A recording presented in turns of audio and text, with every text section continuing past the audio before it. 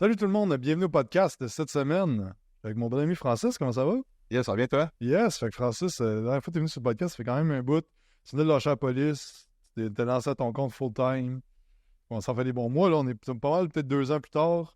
Cette année, t'as gagné ta carte pro, ta business, ça avance. Yes. Fait que j'aimerais ça faire un petit retour sur comment c'était tes 2 dernières années, tu sais, depuis que t'as Ouais. lâché la police, que tu t'es lancé dans le coaching. Comment que s'est passé de bon? Plein d'affaires. Mais c'est ça, c'est du up and down souvent. Ça, c'est un peu c'est caractéristique de l'entrepreneuriat, on pourrait dire. Fait que c'est du up, puis pas down, c'est du up, down. C'est ça que je veux dire. Fait que ça va toujours à montant, mais c'est pas toujours une pente ascendante. Tu sais, les accomplissements que j'ai faits, c'est sûr que oui, le chiffre d'affaires a augmenté, oui, la business est en croissance, mais je pense que la chose qui a le plus changé, c'est mon mindset. Je pense que le développement personnel, je pense que d'avoir une entreprise, surtout les employés, je pense que c'est la plus belle chose que tu peux avoir pour te développer. Je pense que c'est ça qui t'amène le plus à devenir une meilleure personne, te regarder dans le miroir, te dire, OK, qu'est-ce que je peux faire pour que mes employés, j'aime pas tellement le mot employé, mais que mes coachs ou le monde de mon équipe progressent et qui deviennent des meilleures personnes aussi, parce que c'est ce que tu veux. Tu veux, toi, devenir plus haut, mais faire monter ton équipe aussi pour que ton équipe soit encore meilleure, puis ta compagnie soit encore meilleure, puis qu'elle soit florissante. Fait que je pense que c'est le développement personnel qui a vraiment pris le plus d'ampleur dans ma vie. Puis, je dirais, c'est sûr qu'après ça, le départ de la police a fait que mes ennuis de sommeil, mes ennuis de sommeil, ça dépend des fois, mais ça est plus régulier, je pourrais dire, horaire plus régulière, a fait que ça m'a aidé vraiment beaucoup dans mon côté athlète, mon côté bodybuilder. Puis, ben là, j'ai eu des meilleurs résultats de loin et de loin qu'avant, parce qu'avant, c'était, tu sais, j'avais un chiffre de nuit, c'était 7 jours. C'était 7 jours, 7 nuits. Après ça, on avait 6 jours de congé, mais ces 6 jours de congé-là, tu remontes la pente, là, tu tombes de soir. Fait que, c'était toujours comme up and down au niveau de la condition physique. Fait que ma progression n'était pas énorme. Il y en avait, mais c'était pas énorme. Et là, le sommeil, c'est là que tu réalises à quel point il est important. Puis quand je suis parti de la police, ben là, j'ai commencé à avoir un horaire vraiment régulier, toujours dormir de nuit, même si j'avais moins d'heures des fois. Puis là, ma pression, elle a vraiment augmenté. Puis le monde se demande, crime, qu'est-ce qu'il a fait pour que ça augmente comme ça? Ben, j'ai juste eu un horaire plus régulier. Fait que j'ai priorisé vraiment mon bodybuilding à certains moments de l'année. Certains moments où je mettais plus l'accent sur la business, d'autres plus sur le bodybuilding. Fait que ça me permet d'avoir justement comme le meilleur des deux mondes en faisant ça. Puis, ben, c'est ça. Après ça, j'ai eu ma carte de pro. Fait que la progression a amené à ce que j'ai été capable d'amener mon physique vraiment à une meilleure je pourrais dire, un plus haut sommet. Fait que c'est un peu ça. Je parlais de développement personnel. Au niveau de la business, bien, là, c'est avec 2 employés. J'ai 2 coachs qui travaillent avec moi. J'ai mon adjointe. Avant, j'avais parti avec beaucoup d'employés. J'étais parti avec le mindset, OK, j'engage plein de monde. On va faire une grosse business tout de suite, mais c'est que tu perds le contrôle. C'est ça que j'ai réalisé, c'est que j'ai voulu faire trop vite. Quand tu vas aller trop vite, des fois, ça peut fonctionner. Je dis pas que quand tu t'engages plein de monde, ça ne fonctionne pas. Chose que pour moi, ça n'a pas fonctionné. J'ai engagé plein de monde, puis je voyais think big dans un certain sens. Ça a fait que j'ai perdu un peu le contrôle de mon monde. Puis là, j'ai réalisé, j'ai fait, OK, ça me coûte excessivement cher en employé, parce qu'on sait comment est-ce que ça coûte en employé. Ça me coûte excessivement cher. Puis là, je faisais juste dépenser, parce que ces employés-là ne sont pas prêts à travailler. Tu sais, des engages, mais il faut que tu les formes. Mais ce gap-là de je l'engage, je le forme, il faut qu'il y ait une rentrée d'argent qui se fasse. Puis cette personne-là n'est pas payante pendant un méchant bout, là. Fait que ton coach que tu engages, il faut toujours que tu te dises, OK, pour vrai, j'ai du cashback, là, du cash flow pour payer cette personne-là, parce que sinon, tu fais juste creuser. Fait que la première partie je pourrais dire, du départ de la police, quand j'ai engagé, ben ça a été ça un peu. C'est que là, j'ai réagi, j'ai fait, OK, attends une minute, il faut que je contrôle vraiment mon ascension. Il faut vraiment que je me ramasse avec une plus petite équipe qui soit plus performant et plus payant d'un certain sens. Puis j'aime mieux avoir moins d'employés, les payer plus, qui demeurent aussi, parce que j'ai eu quand même une rentrée-sortie de coach. Puis c'est ça que j'ai réalisé. J'ai fait shit, faut vraiment que quand tu donnes du knowledge à quelqu'un, ben, que ça te revienne aussi. Parce que c'est facile que tu rentres dans une équipe, un coach rentre dans ton équipe, puis ils viennent tous prendre ton knowledge, après ça, ils s'en aillent. Ça fait quand même partie de la game. Puis des fois, ça peut être frustrant. Puis ceux qui ont qui engagent des coachs en ce moment, je dis pas de pas faire ça. Je dis juste que c'est quand même challengeant des fois parce que tu fais fuck. Tu sais, j'ai donné tellement de temps à cette personne-là, plus à part avec tout mon voyage, mais j'ai renversé mon thinking de me dire, ben cette personne-là est venue dans mon équipe, j'ai transmis des connaissances, elle m'a aidé à ce moment-là. Il y a eu un échange d'aide à ce moment-là, puis j'en ai profité, cette personne-là en a profité. Puis Just Too Bad a des raisons, puis il y a toujours une bonne des raisons, c'est-à-dire qu'il y a toujours... c'est pas toujours sur le coup, tu vas faire comme shit, tu sais, c'est tant mieux c'est parti, ou tant mieux si j'ai dû la mettre à la porte, mais après ça, c'est toujours, tu réalises que ouais, c'était très bon pour la santé de l'équipe, pour l'entreprise, mais pour l'équipe aussi, tu sais, pour les autres personnes qui gravitent autour, des fois, c'est juste bon. Tu sais, l'affaire, c'est que, on a parlé souvent, des fois, c'est pas que c'est un mauvais coach ou une mauvaise personne, c'est juste ça ne fit pas avec toi, qu'est-ce que tu veux, tes standards, tout ça. Puis c'est intéressant, tu parlais combien ça coûte avoir un coach, parce que l'affaire, c'est que la plupart du monde, le high-income skills qu'ils ont, c'est de coacher les clients. Je pense que c'est une erreur dans... Toi, tes chiffres faisaient du sens, mais tu sais, j'en vois du monde, des fois, ils font même pas 10 000 par mois, puis ils s'engagent des coachs. C'est que là, tu mets ta business en péril. Puis deuxièmement, ça coûte cher, comme tu disais. Puis là, il y en a des fois qui sont comme, ouais, mais regarde, je charge 100$ au client, m'a donné 50 au coach, puis m'a gardé 50. Ouais, mais minute, parce que 50 au coach, ben, first, tu as des DAS à payer là-dessus au gouvernement. Après ça, ben, tu as tes frais d'opération de ta business. Puis même si tu es online, tu le sais, tu as l'admin qui passe là-dedans, tu as ta paye à toi dans la vente, dans le marketing, tu as les contenus vidéo, toutes les plateformes que tu utilises pour automatiser certaines affaires, ça va vraiment vite. Puis, nous autres, un rule of thumb qu'on utilise, c'est 20% à peu près que tu donnes à l'employé. Puis là, ça peut paraître juste 20% pour le coach. Ouais, parce que tout le reste, 80%, c'est pas que tu te le mets dans les poches. Ah non, c'est ça. Tu sers à acquérir le client, à le convertir, à délivrer le service, puis tous les autres, tu fais des événements clients qui coûtent de l'argent, tout ton temps, toute la formation que tu donnes, tu sais. Fait que des fois, le monde, il voit pas tout combien ça coûte rouler, même une business qui est 100% en ligne comme tout. Ouais. Ben, on a une partie qui est quand même 90% en ligne, mais c'est un peu ça, c'est qu'à un moment donné, c'est que tu réalises, tu fais, même si je suis online, j'en ai de la dépense, puis ça, quand tu es tout seul, quand tu es solopreneur, tu ne réalises pas, aïe, tout rentre, c'est beau. Puis là, quand tu commences à dire, OK, je vais faire des vidéos, quand tu commences à mettre un peu plus de qualité, c'est là que tu mets la main dans ta poche, mais c'est parce que ça vaut la peine que tu le fasses, mais tu n'as pas les rentrées d'argent là. Tout ce que je fais, tu sais, je pense qu'on en a déjà parlé, mais tout ce que tu fais là, c'est minimum dans 3 mois que tu vas voir les répercussions. C'est toujours un peu plus tard, 3 mois, 4 mois que tu vas voir les répercussions.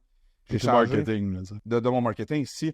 Je change la façon que je fais mes vidéos. Comme là, j'ai engagé un gars de vidéo super ça à la coche. Au début, c'était photo, là, c'est vidéo. Puis là, j'ai même changé la façon que je fais mes vlogs.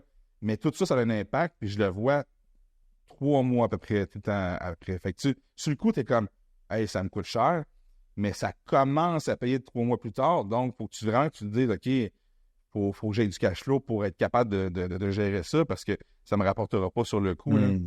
C'est ça. Puis la gestion du risque aussi, ça, c'est quelque chose que, moi, je pense qu'on avait déjà parlé dans le podcast, mais gestion du risque, ça aussi. Tu sais, je parlais avec quelqu'un dans la construction qui me disait, eux autres, ils ont 300 000 de crédit tout le temps parce que le temps qu'ils fassent un travail, mais que la compagnie paye à la compagnie de construction, puis après ça, ils donnent ça aux employés. Et les employés, il ne faut pas qu'ils attendent qu'ils soient payés de la compagnie qui... Fait que c'est tout le temps, nous autres, on utilise le crédit pour payer nos employés, puis quand on a rentré l'argent, paf, là, on repaye ça.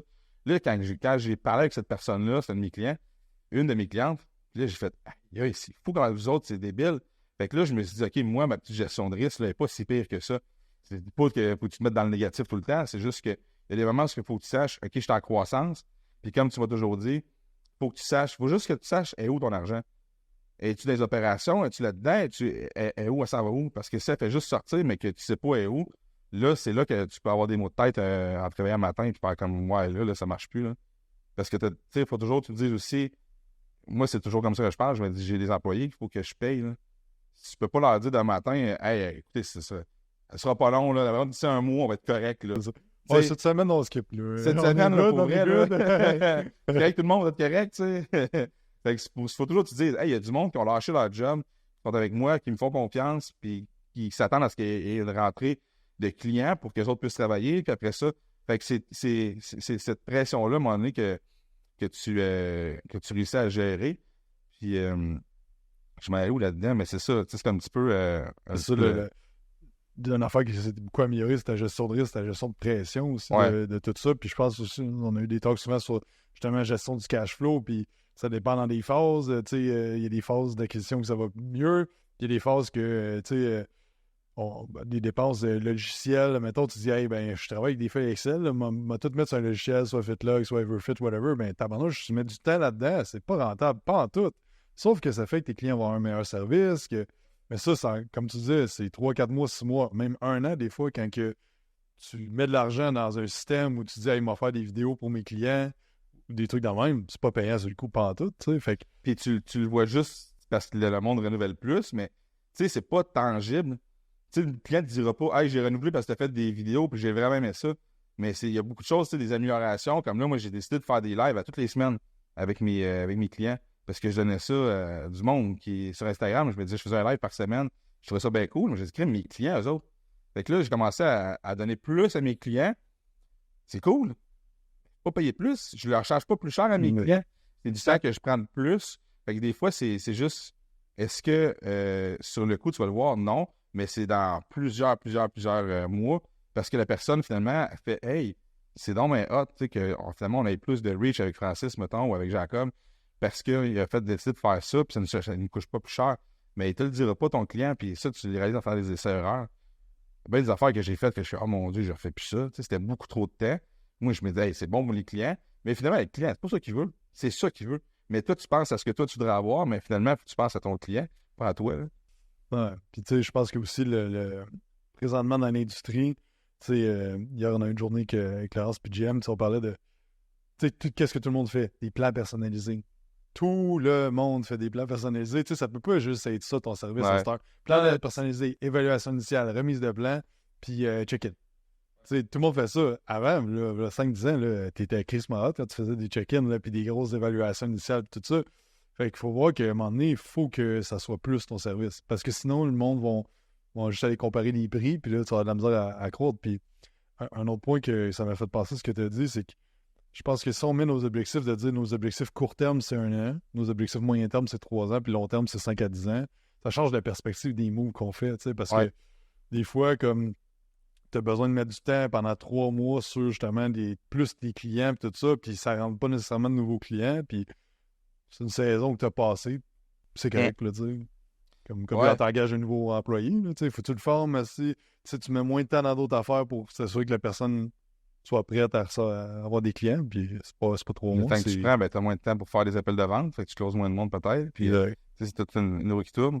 Mais il y a quelque chose, je sais pas, ça m'a fait flasher, c'est quelque chose, mais on est tous maintenant sur le online, sur tout le monde s'en va vers ça.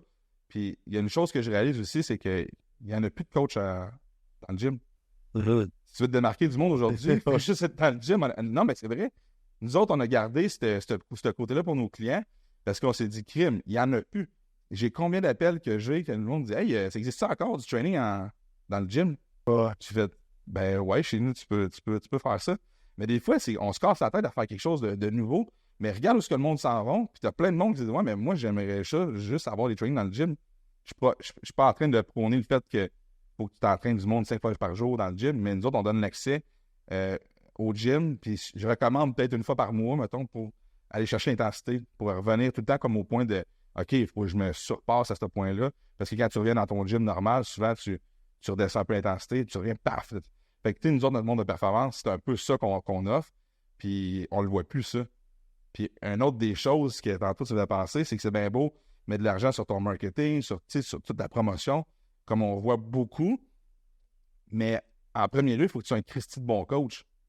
Puis je trouve que ça se perd un peu. Il y a beaucoup de monde je ne vise pas personne en plus, c'est vraiment juste parce que je parlais dernièrement de coaching, l'art du coaching, que c'est pas seulement d'avoir des diplômes puis de savoir comment savoir la biomécanique, puis c'est vraiment de savoir aussi comment est-ce que je peux entraîner quelqu'un dans le gym. Tu sais, de passer je suis entraîneur en ligne, ben je suis nobody, je suis entraîneur en ligne, il y a un gap. Tu devrais toujours avoir été dans un gym, ça c'est ma perspective, dans un gym, entraîner du monde, one-on-one, aller chercher tes skills de comment est-ce que je suis capable de vulgariser le fait que cette personne-là n'est pas en train de faire le mouvement comme il faut, d'amener son coude à sa hanche pour recruter son lat ou quoi que ce soit. Il faut que je sois capable de dire parce que la personne, là, le lat, là, elle sait pas c'est quoi, elle sait pas il est attaché où, elle sait pas. Puis tu commenceras pas à dire, ouais, mais il s'attache ici, puis l'insertion, puis la personne, elle s'en fout. Elle sait pas. Par exemple, elle essaie de vulgariser comme il faut en une phrase parce qu'elle est en train de faire son mouvement. Comment, ou juste en touchant un endroit, viens porter ton coude à ma main. Ben ça, c'est de l'art, selon moi. Puis après ça, là, tu peux coacher en ligne parce que quand tu vas coacher en ligne, puis tu vas dire, avoir une vidéo explicative, ben tu vas être capable de dire à la personne, regarde, fais ça, ça, ça. Ah, shit, là, elle va comprendre. Mais ça, c'est un truc, je trouve, qui se perd. C'est de la notoriété que tu vas aller chercher juste en allant dans le gym, entraîner du monde. Fait qu'il y a comme des étapes, des fois, je trouve, qui se perdent. Puis, dans ce que je disais dernièrement, dans des vidéos que j'ai faites, c'est que je trouve que l'art du coaching, c'est pas non plus seulement de, OK, justement, la biomécanique et tout ça. C'est ce que je réalise en entraînant des coachs, c'est l'expérience. C'est beaucoup de quand est-ce que je sors le fouet, quand est-ce que je donne une tape dans le dos, quand est-ce que je suis neutre, quand est-ce que... C'est tout ça, c'est méchant. C'est de l'art, là. C'est difficile à aller chercher. Comment tu parles à quelqu'un qui est en train de faire des IM au leg press, dépendant de la personne, tu sais, c'est comme, tu peux pas dire, oh, mais tel type de personne, tu vas parler, non, à un moment donné, c'est que tu files le vibe de la personne, puis dans quelle zone qu'elle est aussi, parce que il y a bien du monde que, je sais bien que toi, il y a des moments où est-ce qu'on peut te gueuler après, mais il y a des moments où est-ce que là, c'est ça. Quand t'es sur le bord de la salle de bain, là, c'est comme, OK, là, c'est peut-être plus, OK, là, une rep à la fois, puis le vibe, il change un petit peu, tu sais, puis ça, comme tu dis, c'est juste un moment donné d'entraîner des centaines de clients dans un gym, tu sais, puis je pense que le meilleur test, c'est essayer de coacher un Romanian deadlift à quelqu'un. Je trouve que c'est l'exercice qu'il est plus difficile à coacher, parce que t'es comme, recule tes hanches, là, le monde, il plie les genoux, il baisse, là, t'es comme, OK, là, recule tes hanches, ça marche pas. Fait que là, mettons, tu sais, j'avais comme ma séquence. Fait que là, OK, ça marche pas. Là, je le fais avec la personne, j'y monte, là, OK, ça marche pas. Bon, bâton dans le dos. Moi, je mettais le bâton, j'ai remarqué, recule le bâton. OK, là, ça marche pas. On s'en va devant un mur. Là, recule tes hanches, faut pas que ta tête, elle touche. Là, des fois, ça marchait. Fait que, tu sais, mais tout ça, pourquoi? Parce qu'à un moment donné, j'arrivais à quelqu'un, puis je suis comme, recule tes hanches, ça marche pas. OK. Recule tes hanches. OK, Chris, ça marche pas. Là, tu sais, c'est ça. Mais ça, tu peux, en ligne, comme, comment tu veux faire ça? Ouais. Encore là, ça dépend. C'est qui ta clientèle cible? Ouais, sauf que, tu sais, c'est moins vraiment de travailler avec des gens intermédiaires. Je pense que, comme tu dis, il y a besoin que tu aies de l'expérience.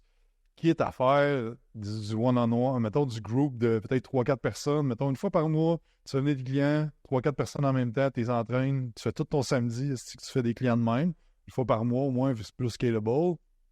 Quelque chose de même, c'est pour pratiquer, tu sais, puis l'intensité, comme tu dis, tu sais, le plan d'entraînement, on en a parlé l'autre jour, pendant qu'on s'entraînait. Tu sais, c'est beau l'exécution, c'est beau les coffres, les ci, les ça, mais comme à un moment donné, il faut que tu pousses. Là, Chris, c'est ça. L'exécution, je pense que comme on commence tout à pousser au max dans le gym, puis là, moi, ce qui est arrivé, c'est que je me suis blessé de partout. Puis là, je suis comme, OK, ouais, il faudrait peut-être que j'optimise mon exécution, mais après ça, tu retournes, il faut que tu pousses, tu sais, à un moment donné. Puis je pense que un coach dans un gym privé, mais un gym en one-on-one privé ou en petit groupe, ou même dans des événements clients, c'est là que tu montres au monde comment se pousser dans un gym. Là, ça. Ouais, ça prend à ça, selon moi, parce que tu peux pas savoir comment ton client il pousse au gym. Il fait son programme, ça, tu rencontres dans une call. Puis combien de fois que j'en ai un en tête, je sais qu'il se pousse pour aller au gym. Mais il me dit, je suis capable d'en prendre, Frank. Il dit, pousse-moi, dis-moi, je suis une machine. Ouais.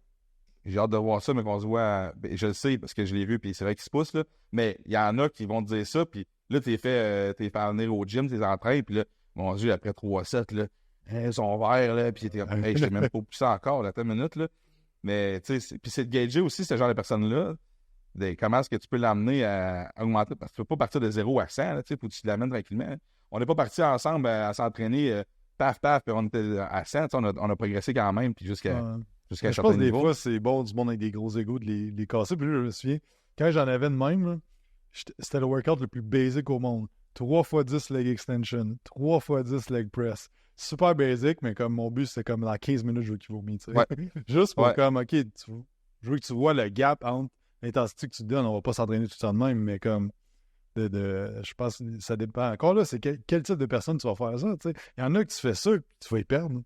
Mais c'est bon parce que ça y montre aussi que tu n'as pas besoin d'avoir une technique d'entraînement pour dire que tu vas pouvoir pousser.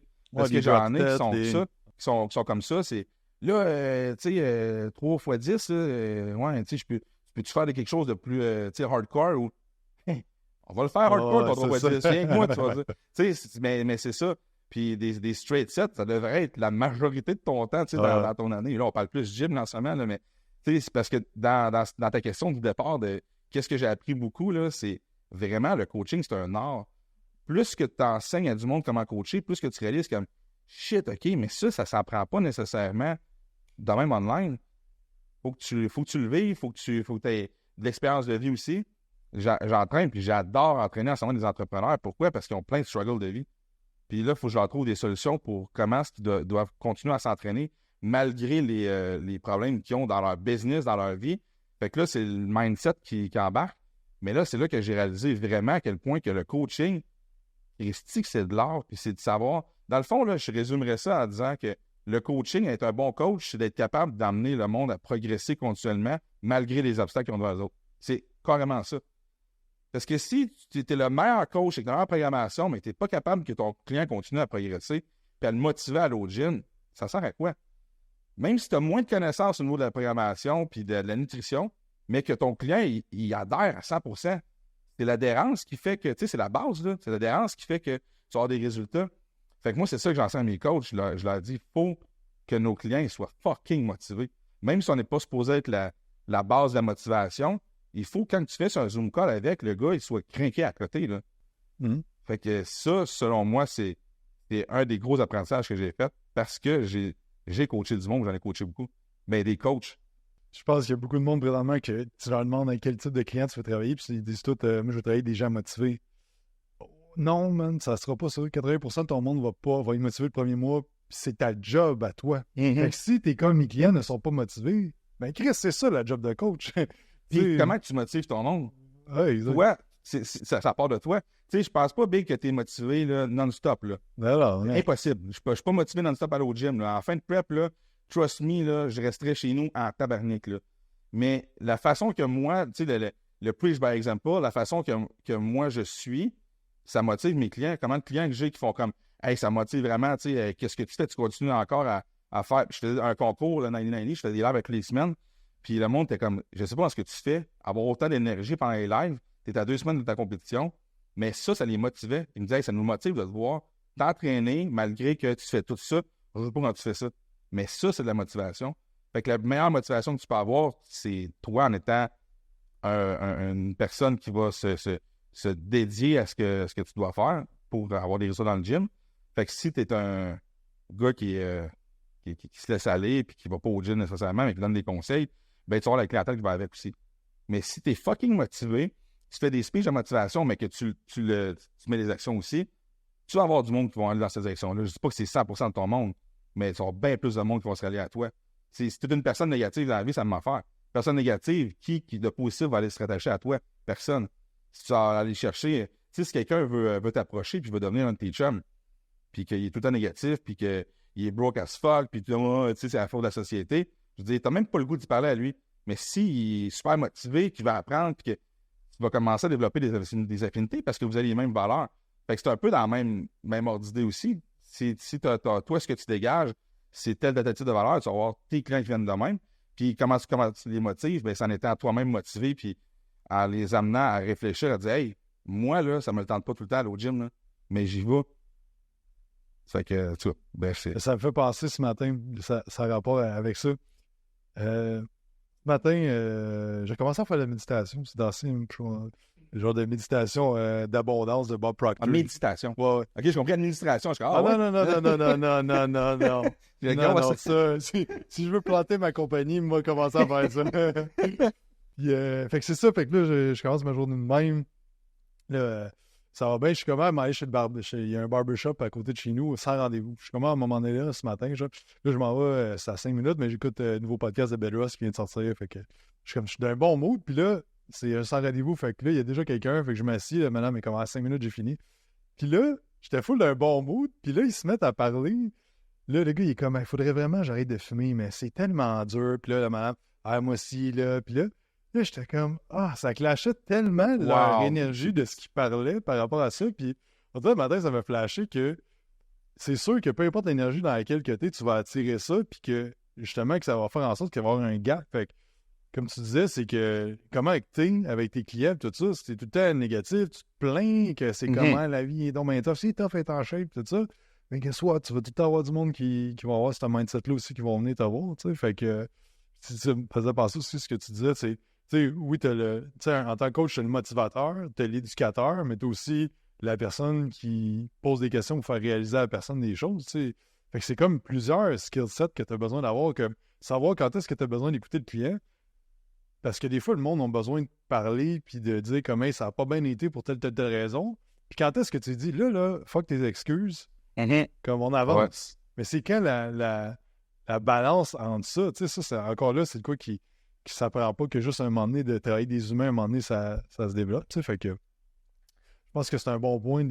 Autant les coachs qui commencent, quand même, du monde, ça fait 10 ans, parce qu'il y en a qui ça fait 10 ans qu'ils n'ont jamais travaillé ces skills de communication-là. Tu sais, t'étais faire Toastmaster, tu prends le temps aussi de te former en leadership, en communication, tout ça. C'est toutes des affaires ultra importantes dans ce qu'on fait. Là, mais tu sais, je pense que c'est ça, c'est quand tu te dis, OK, mais la chose la plus importante, c'est la communication, parce que ton client, il faut qu'il sache quoi te dire, et toi, il faut que tu saches l'écouter aussi. Mais la communication, c'est pas juste parler. On dit communication, c'est tout le temps comme qu'est-ce que je dois dire, mais c'est comment je dois écouter aussi. Ça, c'est super important parce que je remarque que les personnes qui ont la meilleure communication, puis que tu vas leur dire le plus de choses, puis que tu te sens enclin à leur parler, c'est les personnes qui parlent pas. Qui vont t'écouter, qui vont être super silencieux. Hugo, meilleur exemple. Hugo Charon, qui est un de nos meilleurs chums, tu y parles, puis c'est le gars qui a le plus d'écoute. Il va même des fois faire des signes. C'est pas voulu, c'est dans sa nature. Il va avoir un non-verbal qui va venir vers toi, qui va faire que tu as encore plus envie de parler, puis ça fait que tu te confies davantage.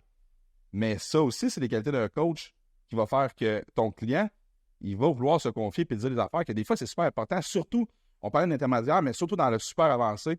Quelqu'un qui veut performer dans la compétition, j'ai quand même besoin de savoir si ça va quasiment pas bien dans ta vie. Là. Parce que ça a un impact sur ta shape, ça a un impact sur qu'est-ce qu'on va faire dans les prochaines semaines. Fait que juste avoir une capacité d'écoute, puis si, mettons, comme là, en ce moment, tu es super à l'écoute, mais si, mettons, là, je suis en train de parler, c'est hey, excuse, là, tu me coupes, puis moi, des fois, j'avais tendance à faire ça parce que, on dirait, des fois, j'ai tellement d'affaires à dire. Puis là, je me suis dit, la meilleure affaire que tu peux faire, c'est juste comme, mettre ta gueule, écouter. Puis, justement, en évaluation mensuelle, des fois, je fais juste, la personne a besoin de ventiler, comme tu dis. Puis, même en vente, surtout si tu as un client qui n'est pas satisfait, fais juste fermer ta gueule, sérieux. Genre, commence pas à le couper parce qu'on va se sentir trigger. Surtout en vente, quand j'ai quelqu'un qui est plus ou moins satisfait, il est arrivé à l'affaire parce que pas tout le monde qui est satisfait, même si c'est un bon service. Là. Je veux dire, chez Harley Davidson, il y a du monde qui arrive qui ne sont pas satisfaits. Pourtant, il y a une bonne compagnie. Mais mettons que je l'appelle puis que la personne elle veut résilier son contrat puis elle n'est pas contente, pas satisfaite. Ben, la meilleure affaire que je peux faire, c'est juste, explique-moi ce qui se passe et de l'écouter. Puis juste rien dire. Puis à un moment donné, là, c'est à mon tour de comprendre. Puis pas de pointer la personne, tu sais, de faire réaliser, ouais, mais est-ce qu'on est dans telle phase? Tu sais, dernièrement, j'en ai une qui était plus ou moins satisfaite parce que elle dit, moi, ça me coûte 400 par mois. Ben, elle dit, j'ai pas les résultats escomptés comme que j'ai vu dans ton concours du monde en 3 mois qui ont eu des cristis gros résultats. Et là, j'ai fait comme, comment c'est qu'elle me dit ça? J'allais voir, pendant qu'elle me parlait, j'allais voir sur FitLun, sur son profil.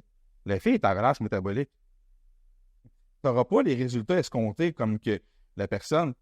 Là, encore là, on pourrait parler de l'expectation de ton client, de l'amener à avoir, de vraiment comprendre. Les attentes claires. D'avoir des attentes claires. Fait que là, quand elle a terminé tout ça, là c'est moi, j'ai posé des questions. Je dis, mais est-ce que tu sais, toi, dans quelle phase que tu étais, blablabla. La personne, je l'ai rebooké tout de suite, elle a renouvelé parce qu'elle a fait comme, oh shit, j'avais pas vu ça de même. Fait qu'encore là, en tant que coach, là, c'est là que je suis allé voir mon coach. J'ai dit, tu sais, c'est important que les attentes soient remises à toutes les fois. Que tu confirmes, tu sais, dans quelle phase qu'on est, puis tout ça. Surtout dans une phase de même, que les résultats, tu es en train de bâtir pour le futur. Oui. C'est décourageant pour les clients. C'est bien, un client qui arrive, il mange 1100 calories par jour, a fait 2 heures de cardio par jour, puis comme je veux perdre du gras. Et comment on va se donner un an et demi? C'est que ça va être ça pareil, parce que sinon, tu vas continuellement être dans cette phase-là. T'sais. Et pour la personne aussi, pour le client, parce que cette personne-là, si, mettons, les attentes ne sont pas claires, puis que dans 4-5 mois à l'âge, qu'est-ce qu'elle va faire? Elle va aller voir peut-être un coach qui a moins de compétences qui va mettre en déficit calorique tout de suite. Tout ce que tu viens de bâtir, tout de suite, tu détruis ça. Ou, le pire, c'est apparemment en faire comme, hey, j'ai déjà perdu du gras, là, je vais me mettre en déficit calorique. Fait que là, par toi, ton manque de skills de communication, ben la personne, elle s'en va dans un gouffre. Fait que c'est pour ça que ça aussi, c'est une on passe à droite, à gauche, hein, mais c'est pour ça qu'une des grosses qualités, la communication, l'écoute, de remettre les attentes claires, c'est tellement, tellement important, là. Jeremy Miner en gourou de la vente, là, Jeremy Miner, Seventh Level, il disait une phrase « First, seek to understand, then be understood ». Fait que la première affaire, c'est comprends la personne, écoute la personne, puis après ça, fais-toi comprendre. Puis il n'y a rien de plus puissant que, tu sais, l'humain, combien de fois tes parents t'ont dit quelque chose, puis t'étais comme, ah, oui, c'est ça, puis ça, tu l'as réalisé par toi-même, puis t'étais comme, ah ouais, là, je comprends ce que vous voulez dire, tu sais. Mais quand quelqu'un te le dit, genre, hey, fais ça, mais on a tendance à être comme, ok, ouais, mais des fois, c'est réalisé à nous-mêmes, fait que c'est bien plus puissant quand tu fais du coaching de parfois poser des bonnes questions qui vont faire réaliser au monde, mais des fois, tu sais pas ce que tu sais pas. Donc là, tu dois enseigner au monde, fait que c'est vraiment c'est comme tu disais, c'est vraiment un art puis, qui se développe, puis des fois, c'est. Puis je me souviens avec quand on avait une grosse équipe, à un moment donné, là, peut-être en 2020, mettons fin 2020, début 2021, on n'avait pas de photo de transformation. Puis oui, c'était la pandémie, puis ci, puis ça, mais à un moment donné, j'étais comme, là, pourquoi qu'on a genre 250 clients actifs, là, puis il n'y a pas tant de transformation, puis moi, j'en avais 80 ici, puis je t'en sortais pour le bras. Fait que là, dans le fond, c'est là qu'on a rentré plus dans les process, puis de voir comment que le monde coachait, puis tout ça, parce que justement, avec la croissance, ça allait bien, on plug des coachs, on engage, là, mes 56 000 autres projets aussi en même temps, puis la qualité de ce qui était délivré, ben, baissait, tu sais. Mm-hmm. Et là, ben, dans le fond, on était comme, OK, là, faut tâter à vis avec les clients, là, tout ça. Puis là, dans le fond, ben, il y a des coachs qui n'étaient pas nécessairement outillés pour bien communiquer ça. Puis je me souviens, il y en a un, puis il a voulu tellement bien faire, mais il est rentré d'un client un peu raide, genre en disant, genre, hey, parce que c'était quelqu'un qui était super gros avant, on avait fait perdre full de gras, mais il était en train de slip up, prendre du gras, genre. Là, il a dit, genre, veux-tu que retrouver cette ancienne version-là de toi-même, puis tout ça, puis comme. Ça n'a pas passé avec ce client-là, tu comprends? Mais c'est bon à dire ça peut-être pour certains types de clients, mais nous autres, la façon que. Je dis nous autres parce que Matt s'occupait beaucoup des opérations et a commencé dans ce temps-là, c'était comme on n'avait pas coaché le coach à bien formuler ce genre de rétroaction-là ou quand dire ça à quel coach. Puis, tu sais, dans le fond, OK, ouais, c'était peut-être pas le bon timing, direct au renouvellement en plus. Tu sais, il y avait plusieurs affaires que, dans le fond, ben. C'est important quand tu engages des coachs, justement, de les former de ce côté-là, puis aussi de créer des processus de comme, OK, ben, quand est-ce qu'on va dire ça? Mais à un moment donné, c'est de l'expérience, puis, ben, regarde, cette personne-là a appris, nous autres, on a appris, puis, regarde, on a perdu le client, mais, tu sais, ça reste que c'est des affaires dans même, des fois, que faut essayer, des fois, des façons de faire avec des clients qui n'ont pas de résultats. OK, on va essayer une autre façon. Encore, nous autres, on a encore des clients avec le mastermind, je veux dire, c'est encore du coaching. C'est encore ça, ouais. Tu sais, la semaine passée, Matt était avec quelqu'un, puis il était comme. Dis là, j'ai pogné dans. Je savais plus, j'ai juste rentré dedans comme un train, parce que j'essaye plein d'affaires depuis un bout. Puis là, tu vois, pas il y a des affaires qui ont avancé, tu sais. Fait que, je pense que le point qui est à retenir de tout ça, c'est que le coaching, c'est quelque chose que, oui, on peut avoir des processus, oui, on peut avoir de la formation là-dessus, mais c'est la communication humaine, d'écouter, puis d'être capable de gager justement quand est-ce de donner de la rétroaction, quand est-ce que de challenger la personne aussi. Fait que. Ouais, 100%. Puis c'est quelque chose, justement. Le monde, je pense qu'il ne réalise pas à quel point que ça va avoir un impact sur leurs résultats. Souvent, souvent. Des fois, ça va arriver chez des personnes qui font comme même, mais tu sais, moi, je trouve ça cher un peu. Tu sais, j'ai déjà été voir ailleurs, puis j'avais ça à 100$ par mois du coaching. Oui, tu vas avoir du coaching. J'avais des plans d'entraînement à 100$. Mais c'est ça. Ben, tu sais, tu payes pour l'expérience du coach qui va. L'expérience, là, honnêtement, ça n'a pas de prix. Là. C'est là que je le réalise, là, à quel point que. Tu sais, j'ai dépensé des fortunes. Là. On était en Californie, ça m'a coûté 350$ US. Le training, 350, je répète, 350$ US, le training. Avec Chris Cormier, avec Éric Dileveau, avec. Tu sais, j'ai investi pour aller chercher des connaissances. Quand je me suis entraîné avec Chris Cormier, j'ai retenu 3 affaires. Ça m'a coûté combien? Je me suis entraîné 5 jours avec lui. Moi, c'est ce que j'ai retenu, excuse de te couper parce qu'on parle de Chris Cormier. Moi, ce que j'ai retenu, c'est que ton nom, tu peux parler au téléphone pendant que tu spots ton client. Puis vu que t'es Chris Cormier, tu peux le faire. Ça, c'était épique. faut juste quand même faire un contexte. Chris Cormier, je l'ai connu à Vegas, à Olympia, puis quand on est allé, et Chris, il entraîne Brian Hensley, puis les gros gars, les gros AFBB. Puis moi, j'étais amateur dans ce temps-là, puis je m'étais booké des entraînements avec lui. Puis quand je suis arrivé au gym, il m'a pas reconnu sur le coup. Parce qu'on avait été veillés ensemble, puis tu sais, on avait bu un peu, disons. Fait que c'est comme ça qu'on avait connecté, parce que c'était un gars de party, Chris Cormier. Puis, Chris Cormier, pour ceux qui ne connaissent pas, c'était un bodybuilder pro des années 90 qui faisait Olympia, puis c'était un gros nom. C'est un gros nom dans l'industrie aujourd'hui, il entraîne beaucoup, beaucoup de gars, puis il est très reconnu. Fait que moi, je l'avais approché de même, j'avais payé je me souviens plus trop quoi, puis on était partis, là. Fait que finalement, il m'a donné son numéro, on continue à jaser, donner des tips, tout. Puis là, il m'a dit à un moment donné, il faut que tu viennes, on va faire un Cormier Camp. Cormier Camp.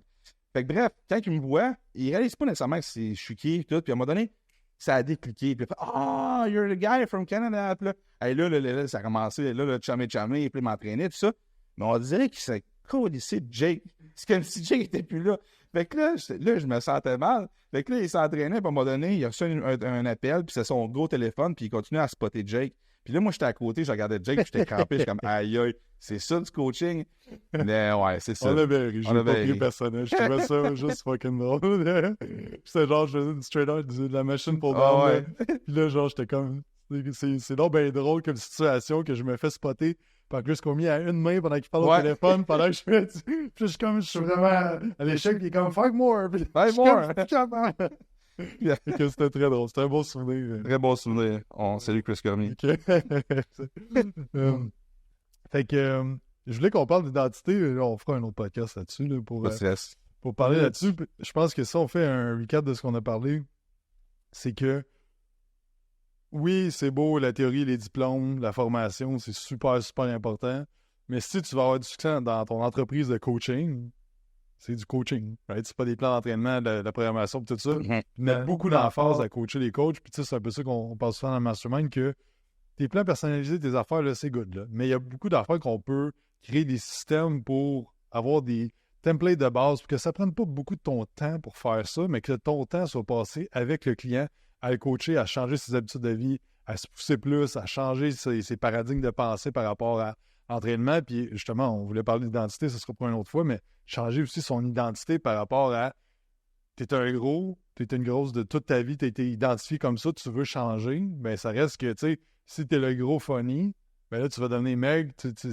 Il y a plein de shifts qu'il faut qu'il se passe au niveau mindset. T'sais. Totalement. Faut que tu excuses ton identité. Exact. Faut que tu dises, OK, mais je ne suis plus ça. Je pense un peu, son glisse un mot un petit peu, quand tu as lâché la police, t'avais encore cette identité-là qui t'a suivi pendant un petit bout. Oui, vraiment, vraiment. Puis ça, tu sais, je pense qu'il y a toujours une petite partie de toi qui va revenir. Tu sais, je croise un char de police, je fais, oh shit. Tu sais, il y a toujours ce feeling-là de, damn, on se fait toujours des meilleurs moments. Puis là, mais au niveau de l'identité, quand j'ai commencé dans le coaching à 100%, ben, tu sais, j'avais l'aspect que mon partner, c'était un gars du syndicat. Fait que je pensais beaucoup à OK, mais il faut que l'égalité, le ci, le ça. Maintenant, il faut te dire, OK, mais je veux scaler ma business, là. C'est comme, faut que je pense à mes valeurs, il faut que je pense à où est-ce que ça va dans 1 an, dans 3 ans, dans 5 ans. Puis c'est là le shift qu'il faut qu'il se fasse, là. Puis j'ai même fait, tu sais, j'avais dit à mes chums de la police, ben à vrai dire, je l'avais pas dit, je leur ai dit quand je les ai revus par après, mais je m'étais vraiment, vraiment éloigné, là, plus de contact, parce que eux autres, ils parlaient beaucoup de, tu sais, justement, la police. Puis moi, je pouvais pas être dans ce mindset d'employé-là de on chiale contre tel boss, ça. Je pouvais pas être dans ce mode-là. Fait que je me suis vraiment comme éloigné. Puis pas par mauvaise intention, par bonnes intentions. Parce que, d'un, j'avais pas le temps. Mais je prenais pas le temps. Je corrige. Je prenais pas le temps parce que je voulais mettre toute l'emphase sur ma business. Mais il fallait que j'aille le mindset de je suis un employeur et j'engage du monde et c'est eux autres qui vont peut-être chialer contre moi. Fait qu'il faut que je mette des principes, des patterns pour que justement je conserve cette identité-là puis que je sois vraiment comme aligné avec les valeurs de ma compagnie et non que je veux trop le bien-être de mes employés, que moi je m'oublie, puis que finalement je m'amasse parce qu'à un moment donné, j'étais rendu là, j'étais rendu avec un bureau à Gatineau, ainsi et ça, pour plaire à mes employés, mais moi, c'était pas ça que je voulais. Fait que c'était ça un peu. Puis ça, je pense qu'on part tout le monde qui se lance à son compte va dire, moi, être le meilleur boss pour le monde, m'a donc être le boss cool, pis tout ça. Puis là, t'essayes, puis t'es comme, OK, non, je peux pas faire ça. C'est pas pour rien que... Ouais, soit trop chumé, tu veux plus que. Puis moi, je me souviens à un moment donné, mettons, il y a un employé, j'avais entendu dire, oui, il y avait chialé, whatever, puis j'étais comme, man, tout qu'est-ce que je fais pour toi, si, puis tu. Je suis comme, wow, c'est pas de sa faute, là. Ça, c'est Non. moi qui donne, puis en disant, genre, moi, tellement vous en donner que Ouais. vous allez donc bien être bien, puis tout ça. Puis la réalité, c'est que, comme, le monde va tout à chialer. Whatever, qu'est-ce que tu fais, fait qu'aussi bien faire les affaires qui sont bons pour la business, qui sont bons pour toi, qui s'enlignent dans la bonne direction, pour les faire évoluer, puis qu'il y ait des opportunités d'emploi. Puis que, c'est ça, puis des fois, ça plaît pas à tout le monde. Tu sais, nous autres, quand on a comme switché un peu, que je me suis dit, là, j'étais curé d'essayer de plaire à tout le monde, ben, il y a 3 personnes dans le temps à dire qu'ils sont partis, puis c'est correct, tu sais, parce que fallait qu'il y ait du changement. Puis moi, je me sentais tellement... Malgré qu'on avait perdu 5 clients one-shot, Chris, je me sentais bien. Mais c'est bon, ce que tu dis là, parce que justement, c'est là que je m'en allais.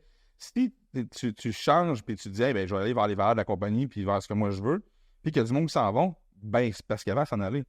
Parce que si toi, t'es là à les plaire, puis à vouloir tout faire pour eux autres, ben, dans le fond, c'est toi qui subis, puis c'est comme en relation de couple, là. Je dis, si t'es toujours au-devant de la personne, puis toi, tu vas plus au gym, tu fais plus ci, tu fais plus ça, ben là, tu vas être vraiment heureux.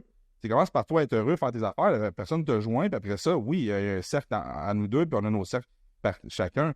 Mais c'est le même principe qu'en entraînement. J'ai comment de monde qui viennent me voir, puis ah là, tu sais, je me suis séparé, puis là, tu sais, je vais me remettre en shape. Comment ça, tu as perdu ta shape?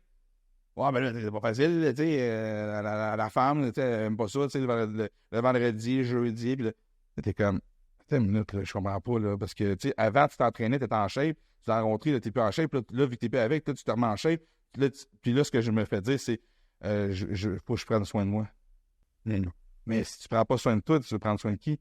Fait que, tu sais, en tout cas, je déroge, là, mais tu sais, c'est ça pareil, il faut que tu penses à toi, t'accompagner, c'est le même principe que quand tu vas enseigner du coaching à un client qui s'est oublié puis qui veut se remettre en shape.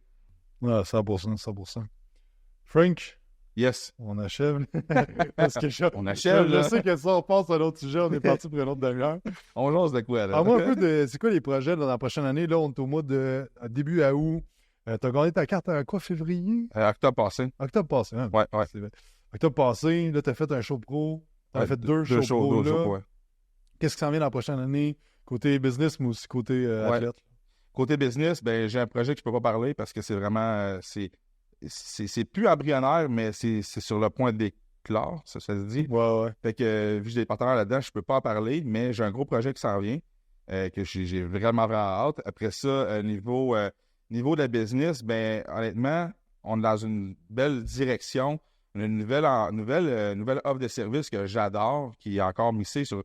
On a un premier 4 mois qui est vraiment plus intense, parce que là, on va miser vraiment sur plus... Je suis plus présent avec mes clients, fait que j'aime vraiment ça avec les lives. Fait que, bref, on continue dans cette direction-là. Puis niveau bodybuilding, ben là, vu que je suis dans les 2-12, puis je me suis quand même bien classé, tu sais, 7e place, 5e place pour mon pro début, ben je vise encore 2-12 l'année prochaine pour 2025, encore dans les 2-12. Mais après ça, je vais être quand même assez restreint parce qu'il faut que je pose vraiment la note pour rentrer dans les 2-12. Fait que, honnêtement, là, pour être bien franc, c'est sûr qu'une qualification Olympia pour l'année prochaine, c'est mon goal, ça va rester mon goal. J'ai fini 7e, 5e. Il faut faire les bons shows aussi. Tu ne vas pas faire un show où tu as le top 10 Olympia qui est là, tu as une shot, là, on s'entend. Là, le monde va dire, ben là, si tu veux être le meilleur, il faut que tu comprennes quand tu es meilleur. Ouais, là, maintenant, je veux dire, il faut que tu sois logique, il faut que tu sois intelligent, puis il faut que tu sois réaliste. Fait que ce serait dans mon objectif de l'année prochaine. Puis après ça, il va falloir que je regarde peut-être plus faire l'open, fait peut-être prendre plus de recul off-season, peut-être plus me concentrer sur la business et tout ça à ce moment-là. Fait que, bref, c'est pas mal ça que ça a. Parfait, très cool. Francis Allard sur Instagram. Yes, ATS. coach. Francis Allard Coach, Allard Training System. Donc, mais sinon, écoutez, j'espère que vous avez apprécié. N'oubliez pas de faire un 5 étoiles sur iTunes, vous abonner sur la chaîne YouTube et sur Spotify pour se parler dans le prochain podcast. Bye!